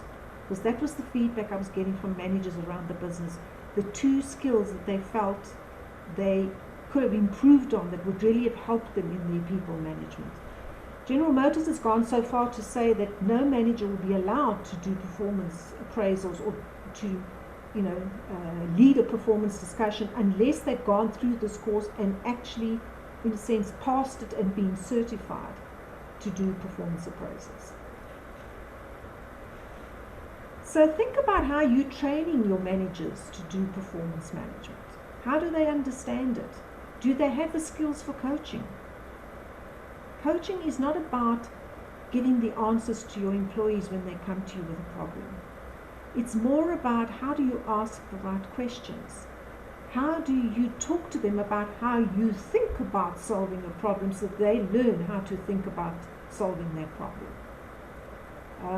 I would have staff coming to me with some crisis, and I always used to, I call it the BMW, and it's definitely not the motor car. It's the bitching, the moaning, and the whining. They'd come to me and say, oh, this is not going well, and the people in that department won't help me, and and I'd immediately stop and say, it is what it is. What is the next most useful step that we can take? And then I'd start asking questions. And have you looked at this? Have you considered that? Eventually it got to the point where initially it took a bit more time, but after 2 or 3 cycles of this, I would have staff coming to me and saying, there's this problem, and I know what you're going to say. You're going to say it is what it is. I've already looked at this, I've already looked at that, this is what I'm proposing. And the minute they had that conversation, I knew that I was winning. So best practice number 6, increased use of multi-rater feedback. So GE Medical Systems implemented quite an innovative system. They got particularly their more senior employees to have what they call their personal board of directors. So the managerial staff, for example, elect a panel of 2 to 4 peers that they have to get feedback from on their performance, and who are used almost as peer coaches. And they get feedback from their peers on how their peers perceive them in their teamwork, how their teams perceive them as solving problems between departments or divisions, right down to how they're perceived in simple tasks such as my presentation skills in a meeting. And they use that information to guide performance improvement. SAB Miller also has done something similar, but what I find interesting about them is that when they set goals on 2 levels. You must meet business and customer related performance goals. The business goals are from the cascading of the business level priorities down to teams and individuals. But the customer goals are not something that you set or your manager sets with you. You have to go to your customers and have that dialogue to understand what's important to the customer in order to be able to set the customer goals. And I think just, in a sense, driving that open dialogue with either internal or external customers is key to actually understanding what the customer is looking for. I know every company I've gone into, I've asked the HR team to do an internal customer satisfaction survey. And they normally hate me for it because at the end of the line, the first set of results often are not very favorable. But what I've found very interesting is that if you actually analyze the results, you'll find if you did the survey on 10 areas, and somebody may have rated this individual, one of the internal customers may have rated your staff member quite poorly on all the areas. But if you look at the 1 or 2 areas that have been rated the most poor, and you engage in a dialogue with the rater around what are they really unhappy about, how can we work on improving this, a couple of things happen. Number one, that engagement often opens up a dialogue around what the service should look like. So the line manager to whom an HR person might be providing a service gets a much better idea of what value the HR practitioner could add. The HR practitioner gets a much better idea of what the business problems really are and what the business is struggling with and how they could add much better value, not by doing the flavor of the month HR initiatives, but by really focusing on the business problem and what initiative they could take and what impact that could have. But the second thing that happens is once you start fixing one or two things, the next time you do the rating, a lot of the other areas go up in the rating in terms of how positively they've been assessed, even though you may not have had a specific focus on fixing the other areas. The ratings go up because there's a perception that you're engaging, you're understanding the business problems, and you're attending to them and in a sense making progress towards fixing the issues. And I've experienced this with external customers as well. But it means a dialogue. And I don't think that we train our managers or our staff in how to have those dialogues. We don't encourage that culture of that dialogue and actually asking those questions and having those discussions. So my sixth piece of guidance would be consider defining what the relevant competencies for different roles are, such as the customer orientation. It's all fine and well to say we're going to measure customer response, but if there's never any dialogue with the customer, if the staff don't really understand how the customer feels, how well will this work? And then consider using multi-rater feedback. It takes away from this pressure to impress one person being your boss, and then if that boss happens to be someone who's not a particularly good manager and who's not particularly well aligned to the company strategy, that whole department is trying to, in a sense, impress one person in order to get a good performance rating, but they may not actually be focusing on the right things. In getting multi-rater feedback from other departments, etc., you can remove interdivisional or cross-functional obstacles to performance, and you encourage the kind of dialogues with colleagues, with customers, with suppliers even, that help to drive organizational alignment and drive the performance. So best practice number 7, managing for employee goal realization. I'd said earlier that I think every manager's role is to remove obstacles to performance. So it may be something as simple as, and I've had this happen to me, I had some of my staff come and say that they were trying to work with the finance department to get certain numbers for a board meeting, but that finance wasn't helping. Well, it became abundantly clear on looking at things that the HR staff who had gone to finance had gone there at month end when finance was trying to,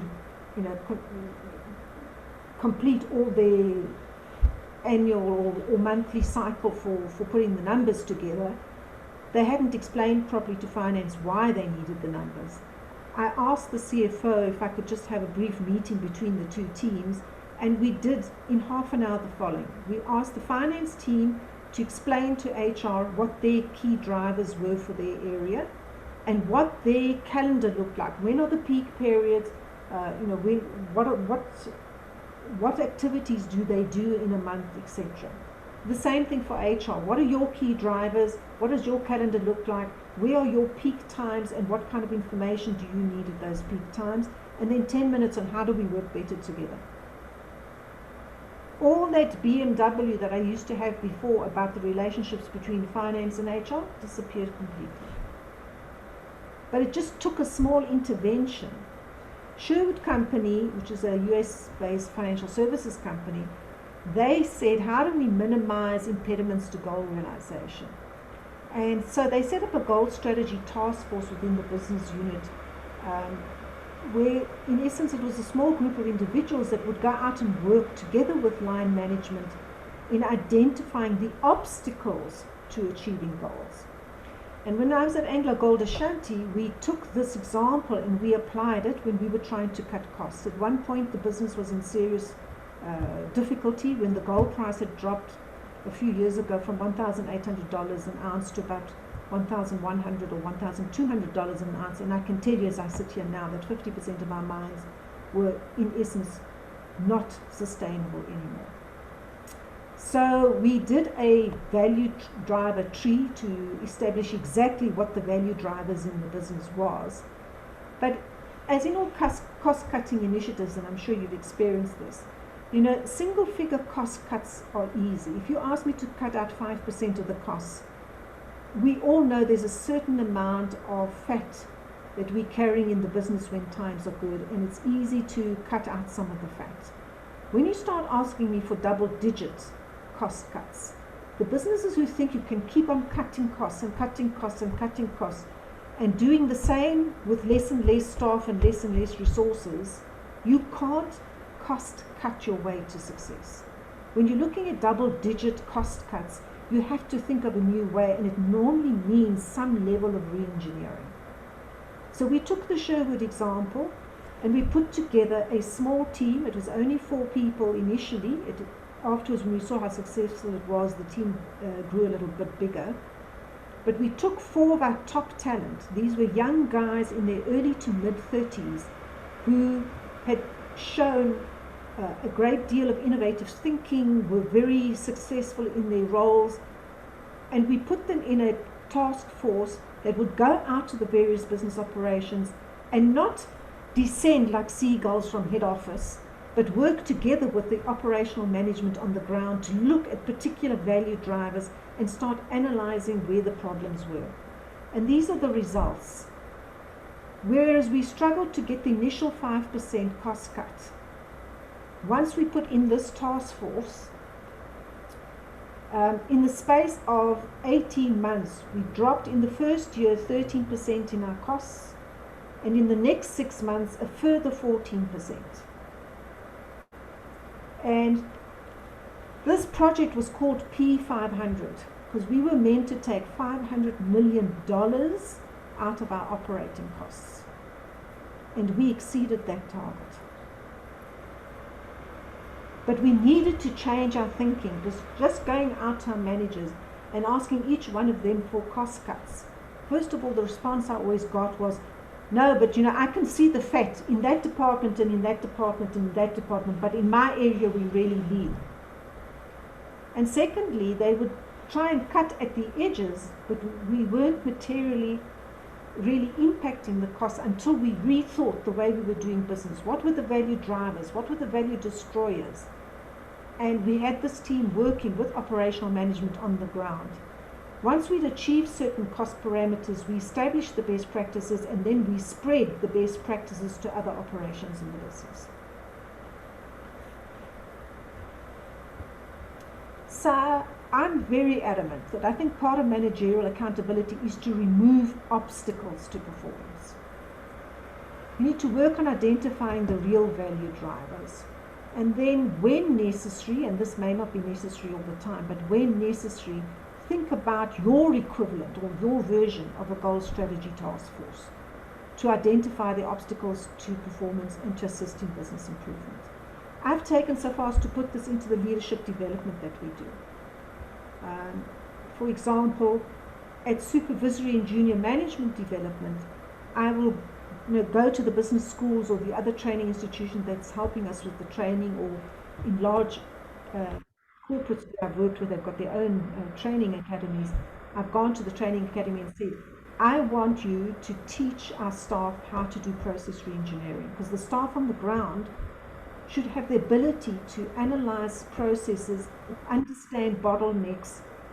So they do short modules on theories of constraint, selected modules out of the Six Sigma framework, so that staff on the ground can learn how to do process reengineering and then carry that philosophy further up. When I do middle management development training, I insist that training academy or the outside training institution include systems thinking and process reengineering type modules into the training that they do. Because this should be part of the way every supervisor and every manager thinks about the business. Okay, best practice number 8. You have to understand performance as part of an organizational ecosystem. Performance is not something that happens in isolation. So interestingly, Deloitte studied highest performing teams, which involves employees.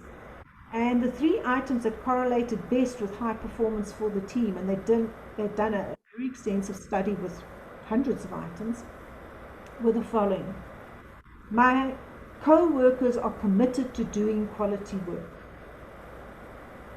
Now, doesn't this just support what Robbie said earlier about engagement, about the way we see ourselves as a team? Robbie spoke about the family, but my co-workers are committed to doing quality work, and because they're committed, I'm committed, and we work together to resolve the problems. The mission of our company inspires me. And the way they spoke about mission was a sense of purpose. That I understand what the business is here to do, it gives me a sense of purpose. And the third area was I had the chance to use my strengths every day. On the back of this, Deloitte threw out the formal performance appraisal system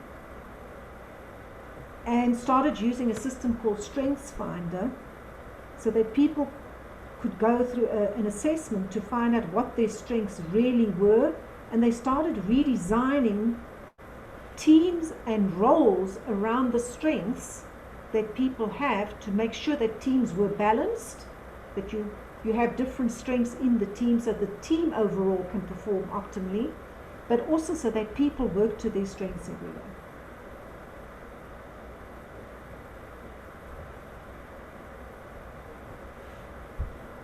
So I'm going to close off, my overview of these trends with just talking about what those strategic, structural, and cultural elements are that I think need to be driven. And this is very often the focus of my work when I go into an organization. Performance management is not a once-a-year performance appraisal. You must understand all the elements. So I look at strategic alignment. As I've mentioned to you, I look at how well the vision of the company creates a sense of purpose. And purpose can't be just to make money.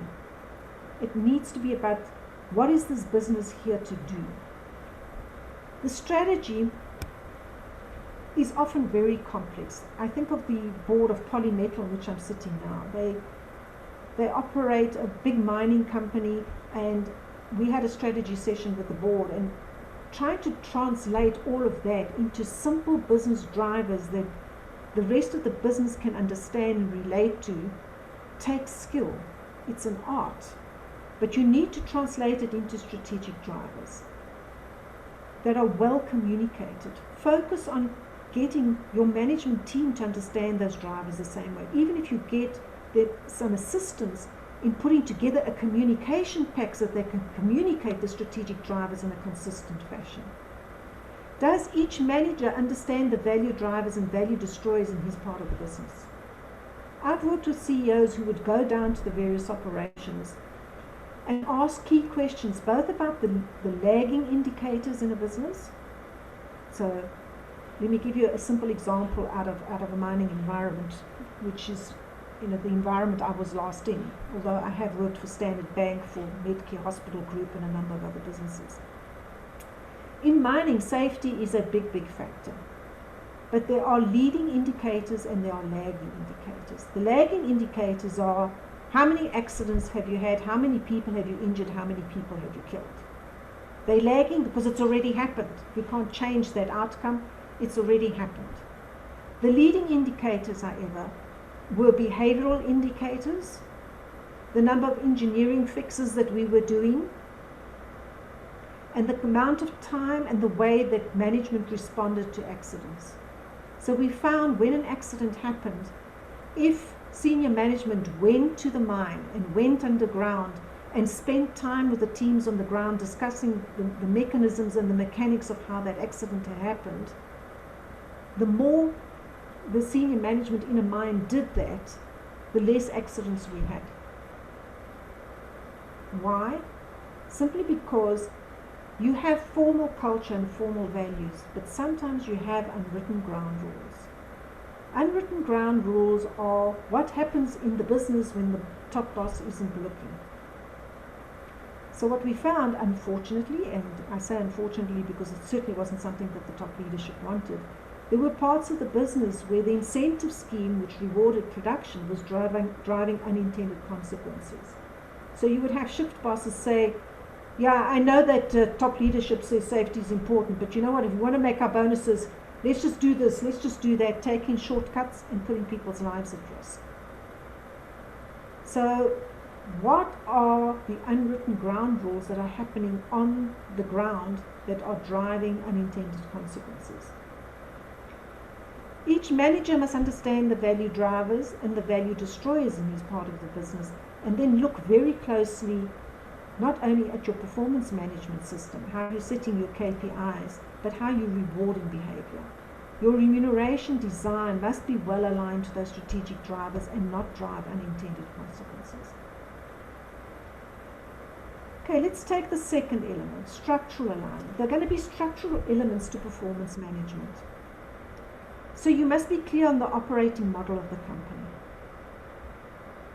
Where are the decisions taken? How are decisions taken? So you can have a variety of operating models. You can have a very centralized operating model. And if I think back to mining times, certainly a BHP Billiton, the Amarius Clockers was very centralized. Every decision had to work its way all the way to the top of the organization and got taken at the top and then worked its way down again.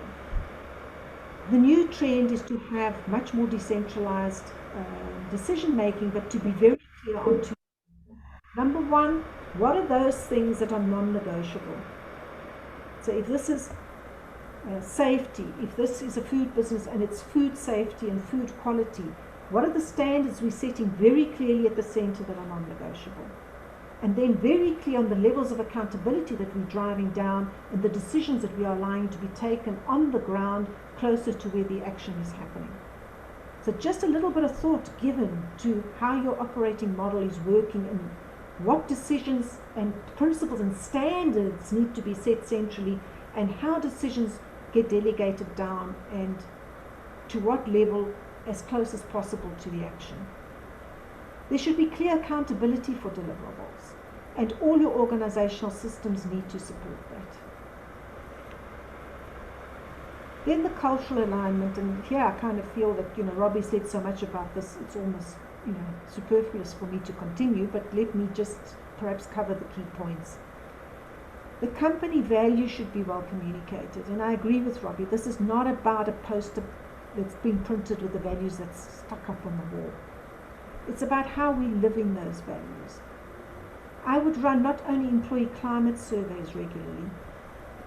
In addition to the employee climate surveys that had standard questions, I would have an additional section that I would run that would ask open-ended questions. For example, give me 3 examples of how your manager is exhibiting behaviors in support of our values.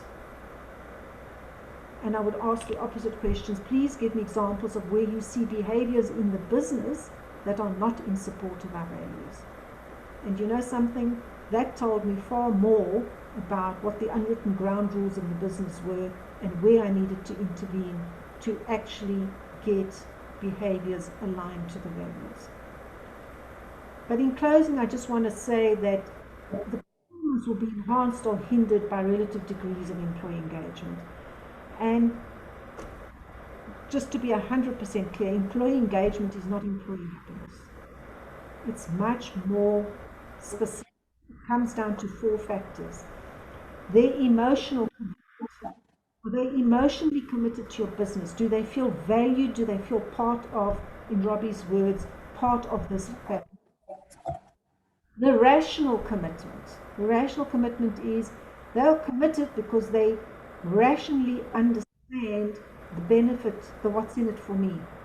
I'm committed to this business because I perceive business is helping to drive the development of my own skills, and it's helping me with my career ambitions, and it's so that rational. So some of it is emotional, it's heartfelt, some of it is rational, it's the way they think about the business. Hi, Talia.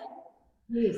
Sorry to interrupt. I know that we're on a tight time schedule, and I just wanted to check in with everybody because we've got a couple of questions coming through, and we'll obviously share we're going to share the decks, but I'd really just like to use some of your time to answer some of the questions before we take a little bit of a break before the guys go into a breakout session and start really applying some of these areas, if you don't mind. Jackie, it was the last 2 points. Okay. Okay, fantastic.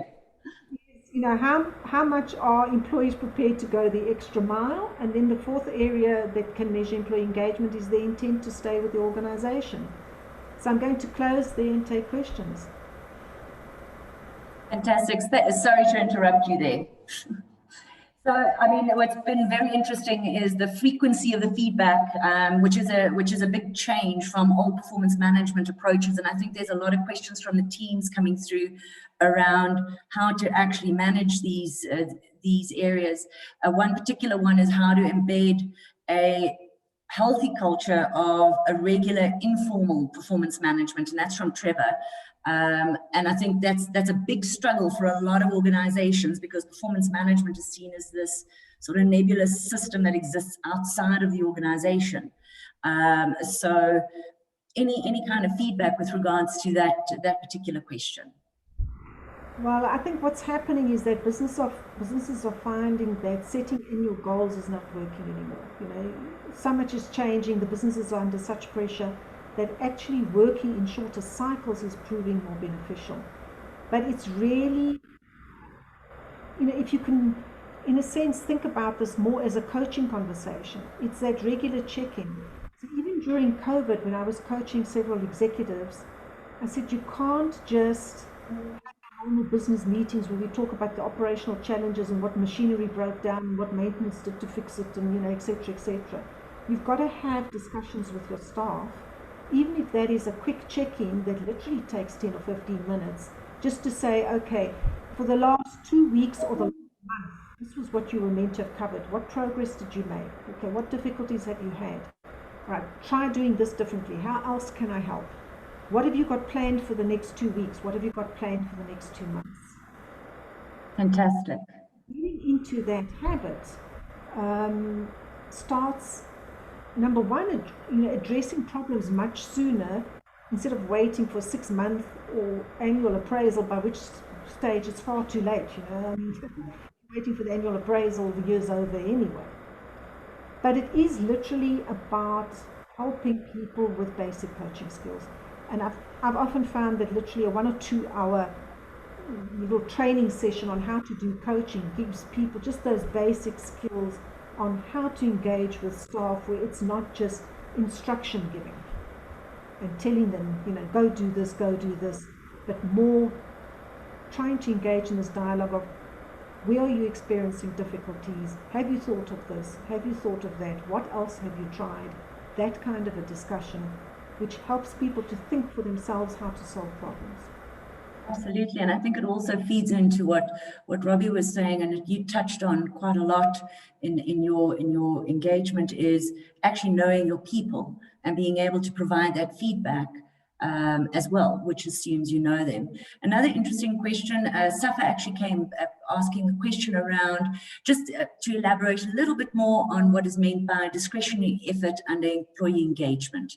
And that was probably my fault because I interrupted you at that point.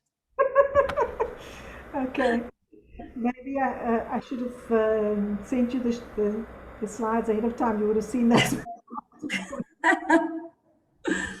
So the discretionary effort is, when do employees, when are they prepared to put in a little bit of extra effort, even when it's not really seen by the boss or not really, you know, part of their role description.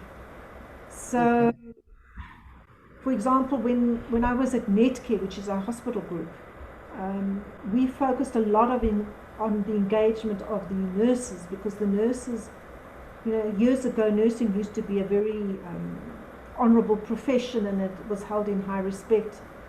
It had gotten to the point where I think nurses were seen as the people who carried bedpans. I think that's changed a lot in the COVID area, where we've come to appreciate our healthcare heroes again. But there was a period where nurses were very underrated. And we worked a lot on the employee engagement, everything from changing our language around the nursing profession. We described them as healthcare heroes. We had a recognition scheme that rewarded nurses for going the extra mile in patient care. We would ask hospitals to nominate staff that had gone the extra mile in patient care. They would get recognition. There was then an annual event where we took the top nominations out of every hospital, and we had what was called a STARS Award, etc. So it's that willingness to make the extra effort, even when it's not part of your role description, the willingness to go the extra mile. And when this comes to customer satisfaction, makes a huge difference. Well, absolutely. And I think it also aligns to what Robbie was saying. And I mean, the thing is around, I absolutely love that, your healthcare heroes and going that extra mile, because as we're saying, the engagement with the people and making them feel special, they will go that extra mile for your brand, which is then obviously cascaded through how they experience the culture at the end of the day. So thank you very much for that. Safa, I do hope that answered your question around discretionary effort. I'm just very conscious of Italia's time and yours. So are there any other questions before we wrap up? I can maybe just talk to a personal example on that discretionary effort. And it relates back to a few things that Robbie said. I worked for a company called AngloGold Ashanti, and the CEO at the time, he has an impossible name to pronounce. His name is Srinivasan Venkatakrishnan. As you can well imagine, that took lots of practice. Yeah. They called it that. They called it Venkat. It was just easier. Venkat was the CEO, and at one point in time when I was having a family problem, I remember him cutting an EXCO meeting short and leaving with me to go and sort out an issue that I was experiencing, which was not work-related, it was a family-related issue. It only probably took 40 minutes of his time. But I can tell you, for the remaining 5 years that I worked for him, I would have walked across fire for that man. Yeah. And I think it's those types of... I'm choking up thinking that he took so much personal interest. I would have walked across fire for that man. And he demonstrated it in his leadership behaviors with other things. When we were retreating, he did not take a bonus or an increase for 3 years in a row, because he said, how do I take a bonus or an increase if I'm retrenching staff? Yeah.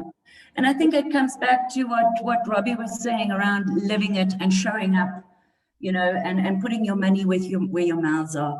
I'm terribly sorry to cut us short. I know that both Italia and I can talk a lot around performance management, and it's an area of passion for us both. But unless there's any more questions, we will be sharing Italia's contact details as well. So if you have any questions or want to get a hold of her, you certainly can do that, and we'll obviously share the deck with everybody as well. Italia, for me, really great insights, and especially sharing from what GM is doing and what SAB are doing and Sears, etc., and some of the challenges that they've gone through. Really that sits with us is the frequency and the feedback, and really being, having your fingers on the pulse when it comes to your staff and knowing how to lead them effectively, and to your last point, showing up and putting your money where your mouth is. So thank you so much for your time and for sharing with us all your knowledge. Really appreciate it. And yeah, for everybody else, we're going to have a quick 5-minute break, and then we'll be back on past, maybe 1 minute past past, before we go into the next part of our session. Talia, thank you again very much for your time. Thank you. It's been a privilege.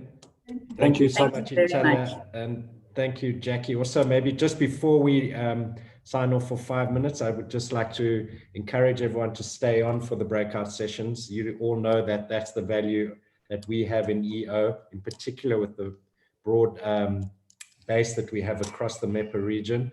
So have a break and we'll see you back in 5 minutes. Thank you so much.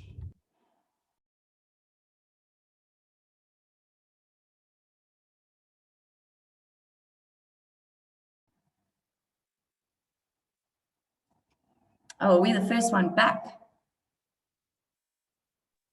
Yeah, Jack. Listen, there were only 4 rooms, okay? Oh, okay. So just to let you know. Cool. Well, I think what we'll do is we'll just get each group to give feedback, and then the 4th group can also, if there weren't any overlaps. Hey, Jackie. Laura, are we all back? Are we all back here? I think so, yeah. Fantastic. Just wanted to quickly, before you go on, Jackie, just to remind Laura to please put the survey on the chat so we can cover that before we log off in 20 minutes. Wonderful. Yes. Thank you very much for that, Joss. Thank you. Okay, so I hope you guys, we certainly had a lot of very interesting discussion in our group, so I'm really interested to hear the feedback from each group. I understand we've got 4 groups that participated, so I hope you found the discussion valuable.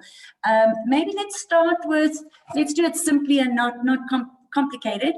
Maybe if we can ask group 1 and with their speaker to take the floor and just give us feedback on how you actually looked at question 1 of the questions that we posed.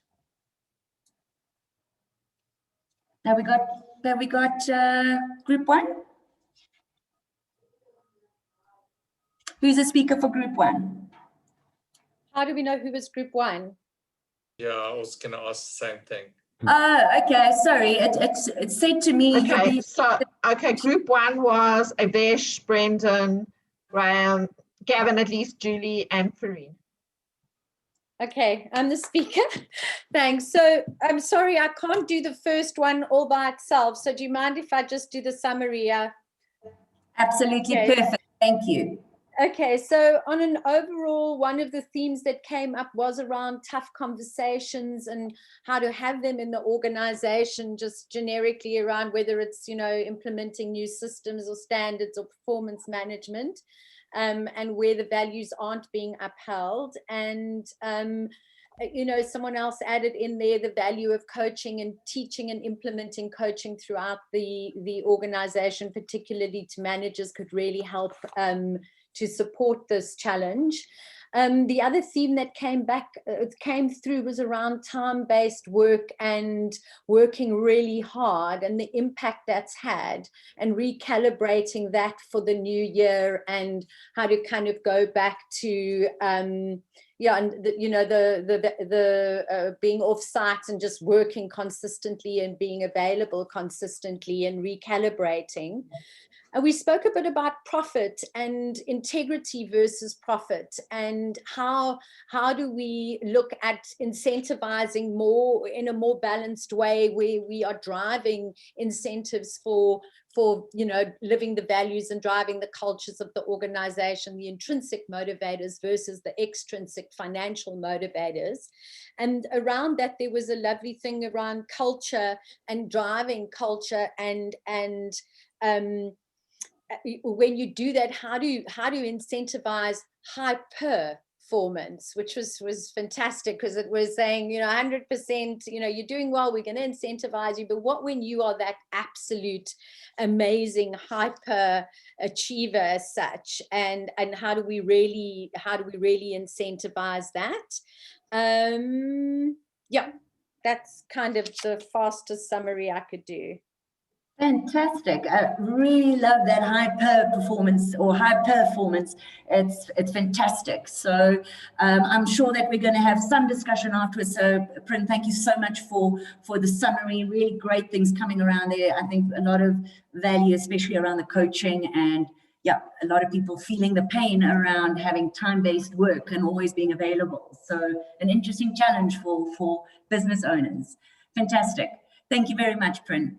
Can I ask the speaker for group 2 to join us? And Lara, if you can just let us know. Oh, I know who that is. Yes, Ben and Ricky. That was Ben and Ricky, right? Fantastic. So if we can just deal with question 2 around what will be the biggest challenge when implementing performance management as a business driver? Okay, thanks, Jackie. So the first thing that we didn't like was the name performance management. It has a pretty negative connotation around discipline and bringing in the labor lawyers. So we would rebrand it and call it something else if it's going to be an initiative, an overt initiative. The other challenge that we raised was, especially for smaller companies, just capacity to manage a formal program. If it's kind of like, some of the programs that have been raised are sound quite heavy and quite very procedural. And if you don't have a full-time HR manager and a full-time resources to drive a program like that, it might be quite challenging. So figuring out a program that's light enough to kind of implement with the capacity you have and not overdoing it was one of the thoughts that we had. And then difficulty in articulating a clear strategy, simple strategy for the business and a vision and purpose for the business. It sounds like all of this needs to hang off that. And if that's not clearly articulated and disseminated into the business and cascaded down, it sounds like that could be quite a difficult to get alignment on the performance management and the requirements back to the needs of the business. So just trying to get that articulation right, it seemed like a challenge. And then if it feels like too much like a methodology, it's like you're processing people through a process. It feels very inhuman, and we were leaning more towards like a coaching style rather than a methodology with lots of check sheets. And especially in a smaller context, both of us had smaller businesses, less than 50 people. So it felt, to make it less of a system and more personal. Yeah. We felt that people wouldn't want to be processed through a system. Yeah, 100%. And I think all of those are very, very real. It actually doesn't matter if you're a small business or a big business. Performance management has got a hugely negative connotation. Change the name, adjust it to meet your requirements.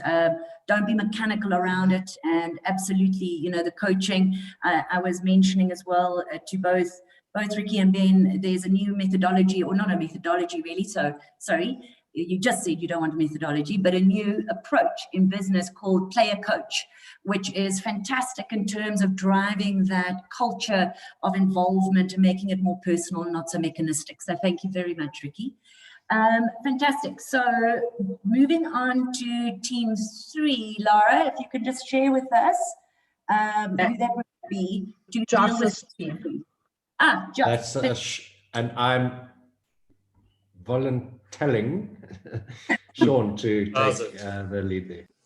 I'm just going to read from my notes. I mean, there's quite a lot. I mean, some of it's quite similar to what's spoken. A lot of it is open, honest communications. If I look at all my notes, I just was like quickly just everything. A lot was about communicating, funneling it down. Good coaching. I don't know what that. I don't think that's defined what good coaching is. And how do we define what good coaching is? Because I think that also will filter down into good and bad, but we didn't really go into that. I get the other things was like about empowering people, for the people, about the people, and a lot of the was also spoken is that trying to grow the culture was getting the culture from the people. So it could be a different approach. Changing, okay, then another kind of a problem that was like that came up was that, you know, and I kind of can relate to that, is that I would walk around the office and have quick conversations with people and connect. And now that I'm working from home, or I'm not doing everything, I'm not really engaging with my employees, and I don't really find that WhatsApp is and emails are that personal, and it's more bugging.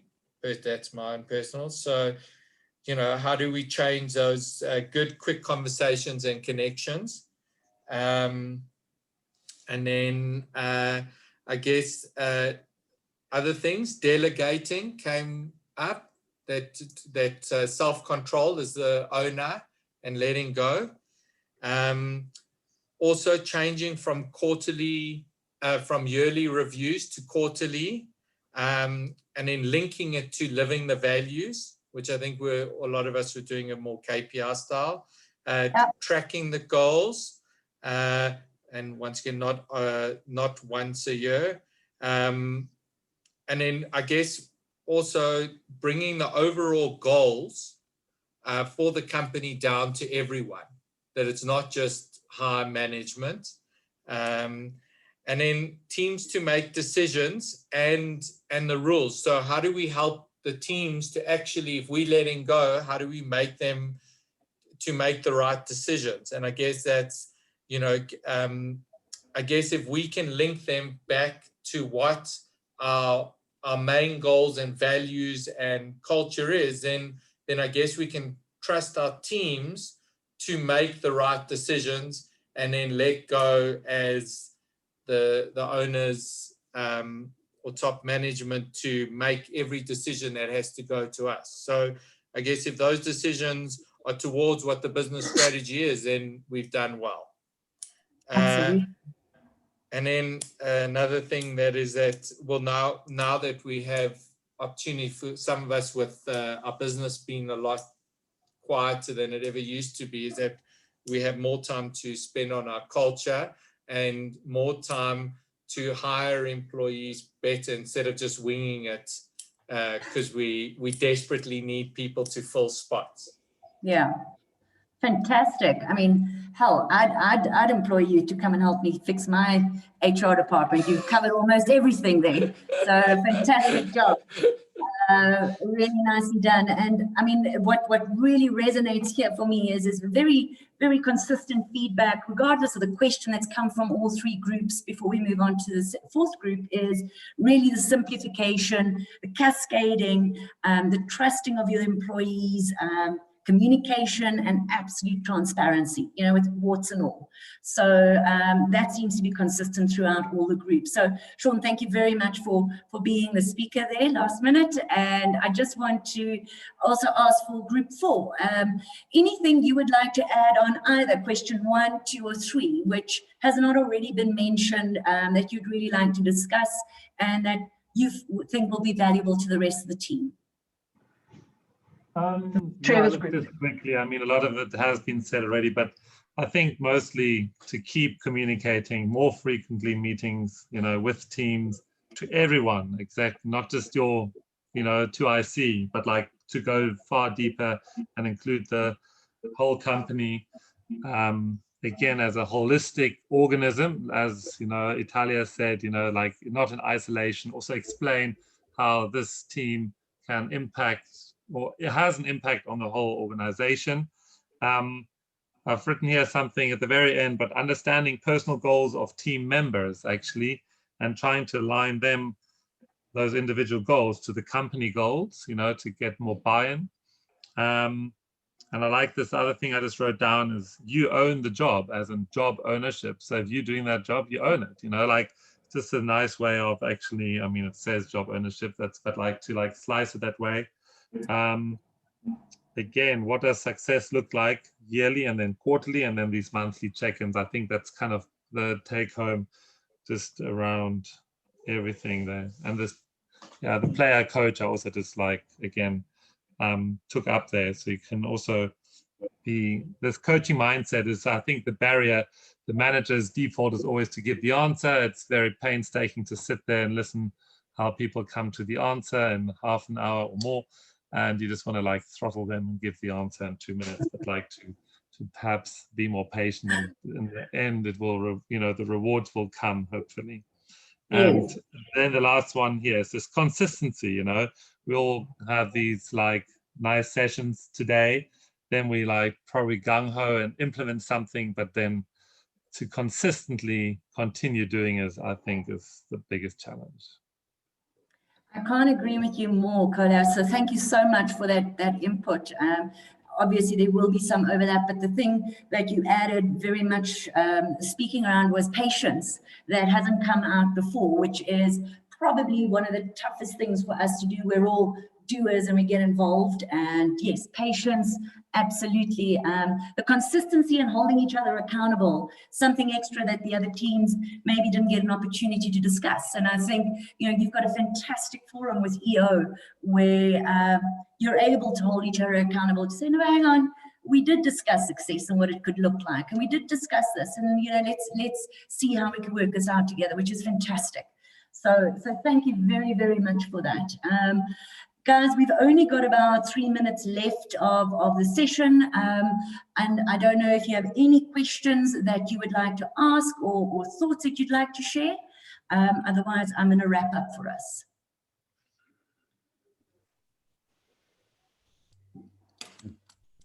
Okay.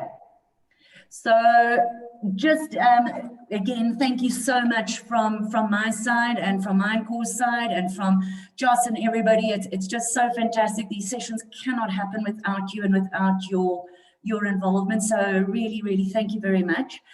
Some key takeaways from today's session. Robbie spoke a lot around the social organization, the future workforce, engaging your future workforce, especially your new generations who really want to connect to the purpose. They want to leave the world a better place.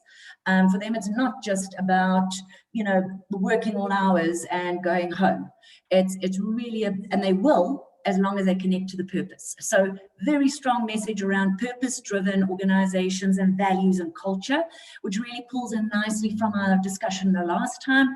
And then closing off with Italia, really focusing on how things are shifting and what some of the trends are and some of the challenges that even the biggest organizations like GM and SAB Miller and Anglo, et cetera, were facing.